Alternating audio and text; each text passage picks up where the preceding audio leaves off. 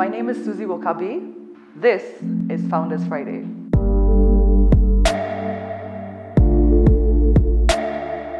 I am a wife, a mother, and a beautypreneur.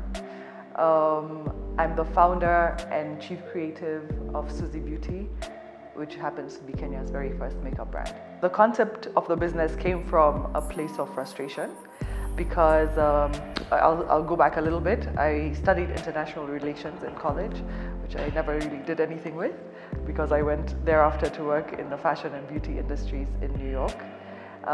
And I found my love for beauty there. And I also went to a media makeup school in Los Angeles. Now I came back home after an almost 10-year stint in the US and came to work in the media makeup artistry space. And there were not a lot of professional makeup artists at the time, so it was easy for me to hit the ground running and build a name for myself quite quickly.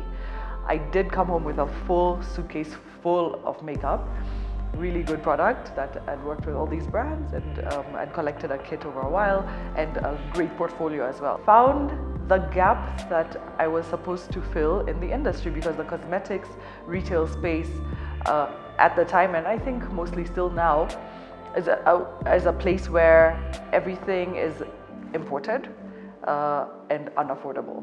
So what I was buying in the US for about $20, I was being sold for here for $90 to $100. So apart from I couldn't afford it myself, that was not a sustainable option for me for my work as well as my personal use. And I realized that I can't be the only one suffering.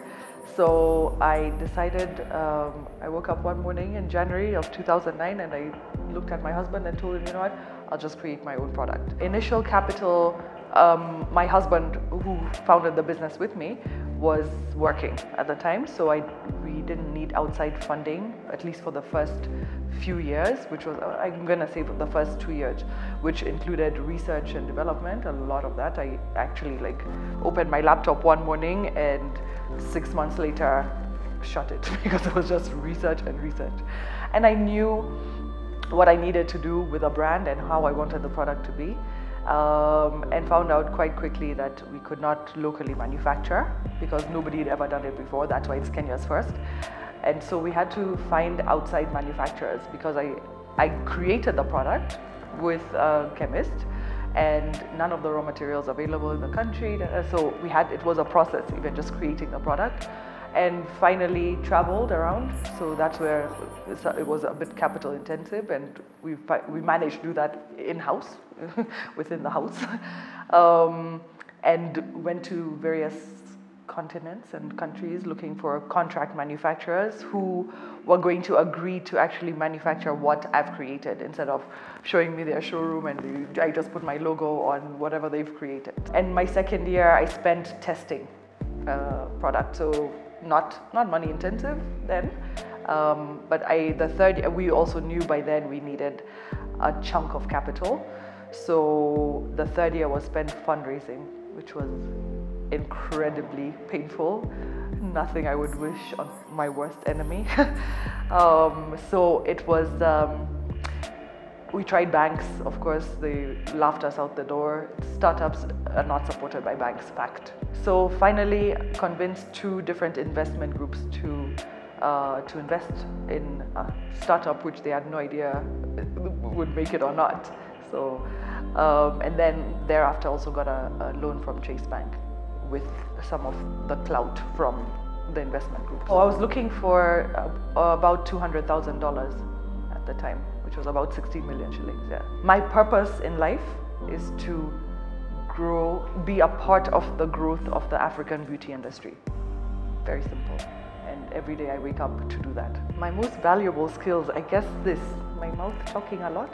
Okay, of course, my makeup artistry background is priceless to the brand that I've created.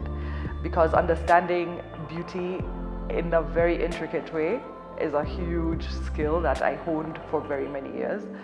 And then I think my gut instinct, wherever SuzieBeauty is concerned, I just know. I can't explain why. So my gut, where beauty and SuzieBeauty are concerned, is always right. And then my passion. Passion is a huge driver. My first job out of college, I worked as a recruiter. I was recruiting IT professionals and placing them in jobs. Like that was my my first out of college, go learn corporate America job. So yeah, very different from what I'm doing right now. But I guess they all add up. They all sort of mean something. My first job in beauty, I worked for Clinique, which is a beauty conglomerate. And they do a lot of great skincare. So I learned, and they trained me on the job. And I also worked for MAC, who also trained me on the job. So all priceless. I think I don't have a failure, because I learn from all the mistakes I've made, and I treasure them. I love them for what they are. Because if I didn't do that way, then I wouldn't be here. Success-wise, I think creating a brand from scratch, from nothing. It was nothing, and then holding a product that I've put my name on and that I've put all my love into, and people appreciate and do it and work with it and love it and use it. That for me is a huge success. I also have received very many business awards and entrepreneurship awards and personal ones. So those keep reminding me that I think I'm on the right track and I'm doing the right thing. My role model in terms of business, I'm going to say, is Bobbi Brown. Not the singer. She was a makeup artist who started her own brand in the US, and 4 years into it was bought out by Estee Lauder, and she's stayed on as a CEO for very many years. I think she's just newly retired, and I look up to her entirely. And we communicate, which is amazing. Yeah, I have a personal email address, so and I will meet her soon. In 2015, so we had come to a place where we'd used all our abilities and resources to grow this brand to where it had reached. At that point, it was difficult, because especially finance-wise, running the business, getting it to another place, we had even started to plateau. We were out of product, so it was just a messy place. So it came to a point where we needed a really, really great strategic partner, and happened to be introduced to Harold Bangera, who is the director, the MD at Flametree, and hit it off. So he was interested, we were interested in a great partner, and he wanted an acquisition. We weren't sure that we were ready for that, but we talked very slowly. We spread it out, and everyone thought very hard and very quietly and slowly. And about 6 months into it, we decided to go with the acquisition. For me, that was the only way to get SuzieBeauty to the next level. And that's the basic line to get SuzieBeauty to the global arena that she needs to be on. I call her she. Attributes to my success, I'm going to definitely start with passion. Passion for what I do, and passion for what I believe in, and understanding my purpose, which is the African beauty industry.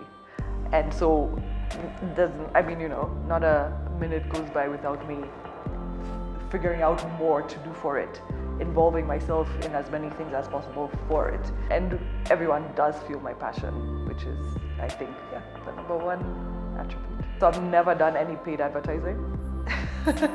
Until today, marketing companies and ad agencies hate me because I just don't pay for advertising, because I don't have to. I'm my own advertisement. I speak the word of SuzieBeauty everywhere I go. I do a lot of PR, so that's how I've gotten the brand to where it's gotten to, because of me talking a lot. I talk a lot. I did so much work for free for so long that I could now start to weed out what work makes sense and what doesn't. I've turned down very many brides because they're not the funnest people to work with, because it's all about it's their life, and they don't understand that, you can't call me at 3 in the morning about your makeup. We did your trial. Let's move on. I'll meet you on the day. You're good. Oh, but then that color, I think, So I have turned down a bunch of brides. I actually stopped doing bridal makeup for a while. I just retired from it. But I have a makeup artistry team, and we as a company, as a brand, do bridal makeup. In terms of other clients, yes. Actually, I killed one of my contracts because they were not following contractually. I was supposed to do the makeup for a very big TV show, and I had started doing it, and then they were bringing in other makeup artists, and so I just told them, let's cut it off. And they weren't eager to, and they tried to reel me back in a few times, but I'm like, no, integrity, we have a contract, this is what it said, you went against it, and I'm moving on. I attend a lot of events. I rarely will turn down a good networking event unless I'm like out of the country or something. Talking is really important, like even just getting feedback from somebody who is using the product, or who's an entrepreneur for longer than me, or who, and that's how you build that's how I built my own network. And it's people from all sorts of industries with all their own experiences. I've had very many partnerships over the years, and it comes down to like even from the investors who first invested, that's a partnership. The distributors who carry our product, those are partnerships. There's a very simple word, alignment. And alignment with those partners is, I've found through the years and learned from experience, that they're very important. And when you're not aligned, it won't work out. So I've had many that have faltered, and many that still exist. I found a niche in the market. I found a gap in the market that I decided to fill. I've made promises to my customer that I have been able to fulfill. And my main promise is international quality product, but that's affordable, created for us, the African woman, by myself, a beauty professional who is also an African woman. So not many people can claim all those things I've just stated. Well, I thought I would retire at 40, but I'm 41 and a half now, and I'm still grinding. So in 5 years, I will have added to my bucket of building the African beauty industry. And while SuzieBeauty will be a huge part of it, there will be more to it. For somebody starting out today, as an entrepreneur or a founder, make sure that whatever it is that you're choosing to do, that you completely adore and love and have all the passion in the world for it, because that's only what's going to get you up every morning to keep going. There's nothing easy about it. And so your love for it is what's going to keep you going. I think after I turned 40, I just realized that there's no need for worrying. Or I've always had like anxiety. So, I mean, even when I can remember when I was 9 years old and getting my report card, I'd be anxious. And now I've learned that if you can't do anything about this problem this instant, leave it alone. Focus on something else that's a bit more positive. In a few hours, you might find a way to deal with this other thing, but sitting there worrying and being anxious is not helpful to anyone, especially yourself, and even health-wise. So I've learned to worry much less on a daily basis, on an hourly basis. Because if I can't fix it right now, I can't just like sit on it and let it eat me up. There's something bigger and better that I can do right now that's going to make a better impact. The Flame Tree Group, so experience, of course, because Harold has run this business since 1989.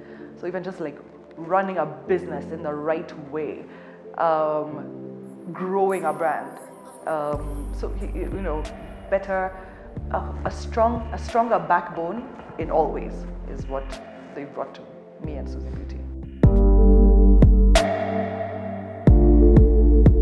My name is Tesh Mbabu. I'm saying something.